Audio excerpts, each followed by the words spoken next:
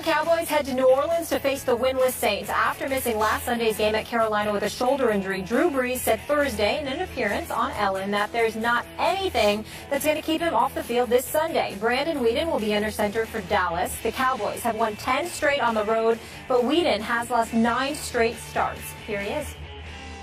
You guys are beating a dead horse, talking about, throwing the ball underneath, but, that was our plan all along, You look back, was there a couple of times I could have thrown the ball maybe outside receivers, given the plays that were called? There may have been one or two I could have thrown out there. But those were the matchups we liked, and that's what they were giving us in coverage. So, this week, my main focus is take care of the football, eliminate, the boneheaded play like last week, eliminate those and continue to get those completions, continue to get the ball in the guys' hands, let them, make plays after the catch. We got good explosive players, and my job is just to get the ball in their hands, let them do work. All right, Skip. What do you expect from Weeden in the Big Easy? Stephen A. Smith, when I saw the soundbite we just saw as it was uttered on Wednesday, and I saw it on 6 o'clock Sports Center, I must tell you, as a Cowboy fan, worried me. My confidence flagged. It drained right out of my body because I know Brandon Weeden personally, and I like Brandon Weeden. And I can tell you that Brandon Weeden is tormented. He is getting defensive to a fault. That Brandon Weeden is capable now of second, third, and fourth guessing every decision he makes with the football Sunday night, back into that house of horrors where 2 years ago, you might remember, my Dallas Cowboys had suffered one of their all-time franchise nightmares. They allowed 40 first downs, record. So I don't know what to expect from Brandon Weeden. As Molly said, he's lost 9 straight starts now. But I must tell you this. This gives me a little heart as you smile with that silly smile of yours at me. Cheshire Cat. Yeah. My Cowboys have won 10 straight, as Molly pointed out, on the road. That's pretty great. Yeah. And New Orleans, led by the great Drew Brees, has lost 6 straight games in that house of horrors. That's become their house of horrors now. That's incomprehensible to me. They've lost 6 straight at home? Seriously, with Drew Brees at quarterback? They have. And then I look at what Brandon Weeden has done so far this year. He's 29 of 33 for 305 yards. That is 88% of his passes he has completed. So surely he's got a little bit of confidence left in there, even though he's second-guessing himself about, should I throw it to the wide receiver or should I just check down to the tight ends or the backs? Stephen A. Smith, I have ridden this horse this far. I went on record and said, even with Brandon Weeden, even though sometimes he makes me wish that artsy-craftsy Tony Romo was at quarterback. I would take artsy-craftsy over Brandon Weeden sometimes, I must admit, because that second half the other day was an absolute nightmare for me that I still can't quite wrap my mind around. You score 28 in the first half, you get outscored in the second half 22-0 at Jerry World. Thank you very much. So, I can't tell you how this is going to happen. I can't even, bless you, this is nothing to sneeze at. I can't even tell you. You are smooth. Yeah. I can't even tell you why this is going to happen, but I still believe in this Cowboys team on the road. So I don't know how they're going to do it. I hope Drew Brees does play with a sore right throwing shoulder. I hope he does because Luke McCown was really good the other day. He threw for 310 at Carolina. Maybe we would have a chance, a better chance against Drew Brees. I don't know. But I'm going to hang in with my Cowboys one more time until reinforcements arrive. Greg Hardy, as you know, Rolando McClain on the way after this game. 4 games will be over. I'll go Brandon Weeden 31, Drew Brees 30. That's what I'm going to say. I'm hanging in with my Dallas Cowboys. Skip Bayless, I mean this affectionately. It's primarily as it comes specifically to the Cowboys.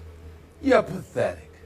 You sit up here and make this argument like, oh my goodness, I'm so worried. But I'm hanging in there with my Cowboys. I am. Stephen A., I still believe in them. They're playing the Saints.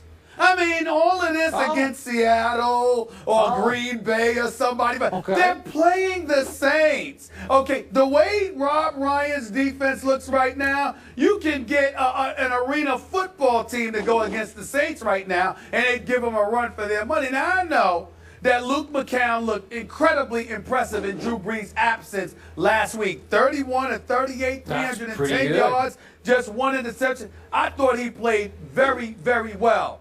But there's no Stills, there's no Jimmy Graham anymore, there's no Darren Sproles anymore. This team has changed. They're ranked 23rd against the pass. They're ranked like 26th against the rush.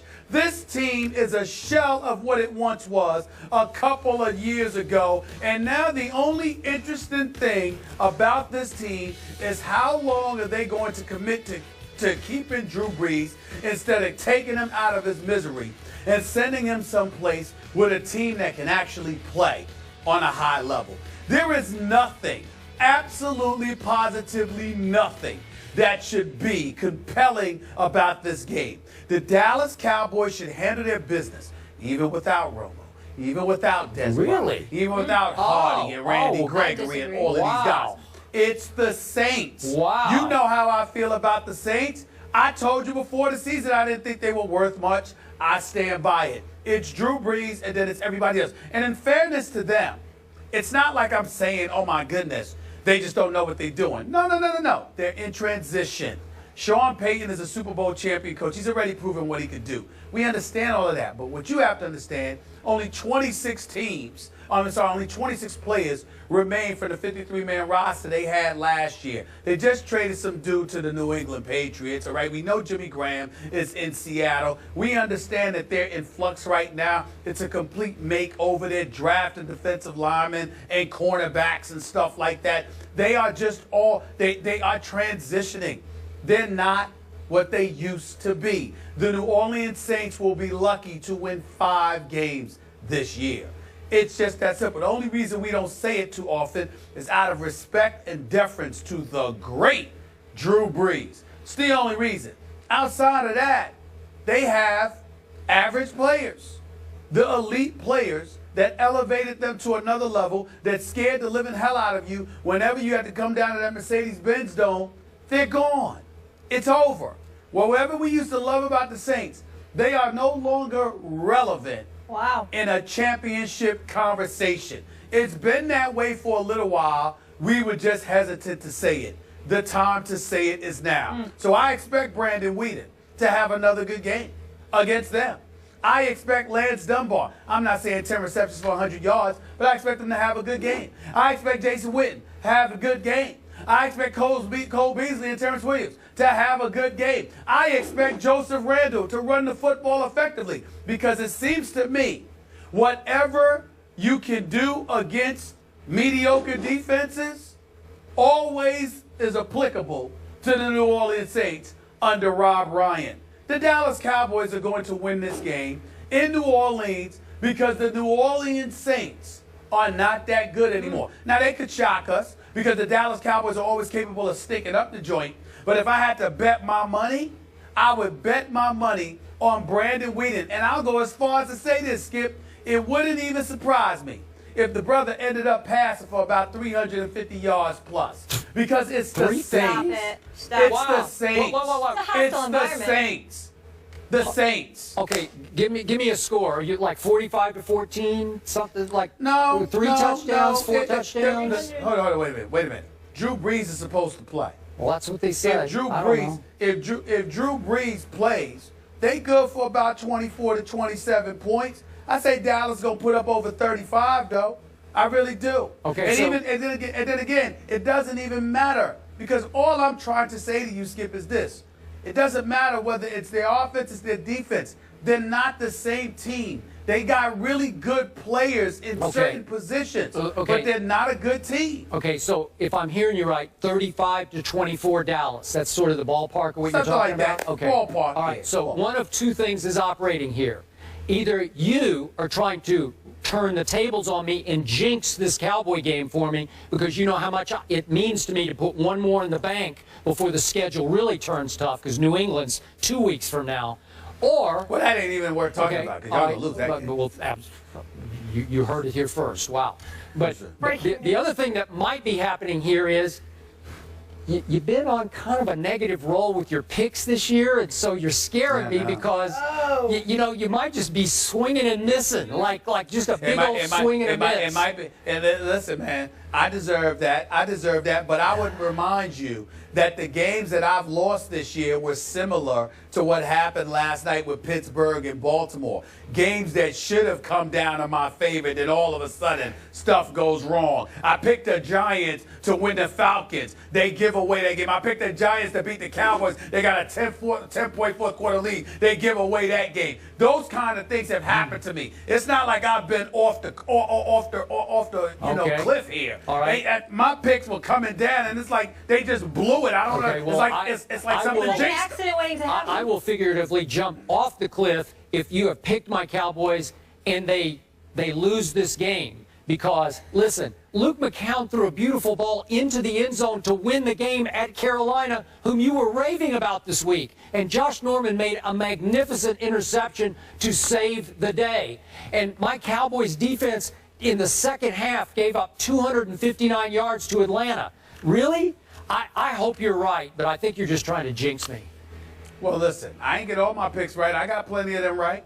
I ain't get all of them wrong. It's just that there's a couple of key ones you got me on right now. No. You got Like me by 6 or 8? You've got me by about 4 games. You got me by about 4 games. That's far. I think I want to go back and put a pencil to that. You go ahead and do that. You got me by about 4 games. All right. Skip, this will You got make me you by feel about good. 4 games right now. I'm going Saints, 24-21. If Drew Brees plays at home after injury. We ain't gonna count how much Molly been wrong though, because No, we don't are you want to do kidding that. me? We I don't was want to do that with perfect Miss last Connecticut. week. Oh, We don't okay. want to do that. I was And perfect never last that. week. Please keep count.